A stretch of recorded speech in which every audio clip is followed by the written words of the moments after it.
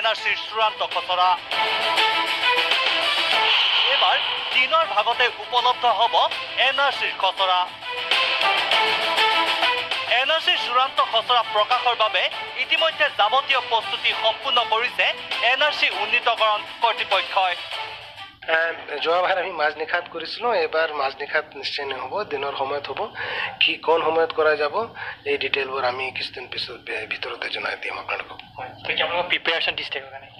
আমি fully prepared হৈ আছোঁ আৰু 30 জুলাইৰ ভিতৰত আমি সম্পূৰ্ণ খচৰাখন নিশ্চয় প্ৰকাশ কৰিম এনআৰচিৰ চূড়ান্ত খচৰাত তিনিটা উপায়েৰে আপুনি চাব পাৰিব নিজৰ নাম হাৰ্ড কপি বা কাগজৰ নথিৰ জৰিয়তে অনলাইন পদ্ধতিৰে আৰু SMS-ৰ জৰিয়তে 30 জুলাইত তিনিটা ধৰণে প্ৰকাশ কৰা হ'ব এটাটো হাৰ্ড কপি যিটো NSKত গৈ দেখিব পাৰিব ৰাইজে তাৰ ওপৰত অনলাইন গৈ যেনেকৈ 31 ডিচেম্বৰ 2017 আমি কৰিছিলোঁ আৰু SMS-ৰ জৰিয়তে এই গোটেই প্ৰক্ৰিয়া এইবাৰো থাকিব উল্লেখ্য যে এনআৰচিৰ পৰা বাদ পৰা লোকৰ নাম তালিকাত প্ৰকাশ কৰা নহ'ব অৰ্থাৎ এনআৰচিত আপোনাৰ নাম নথকা অৰ্থই হ'ল চূড়ান্ত খচৰাৰ পৰা আপোনাৰ নাম বাদ পৰিল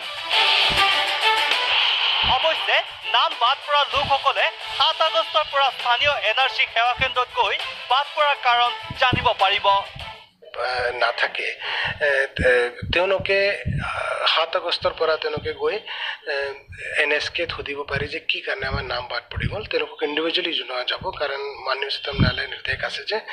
তেওঁলোকৰ লিষ্ট পাব্লিছ নহ'ব তেওঁলোকক ইণ্ডিভিজুৱেলি তেওঁলোকৰ প্ৰাইভেচি ৰক্ষা কৰি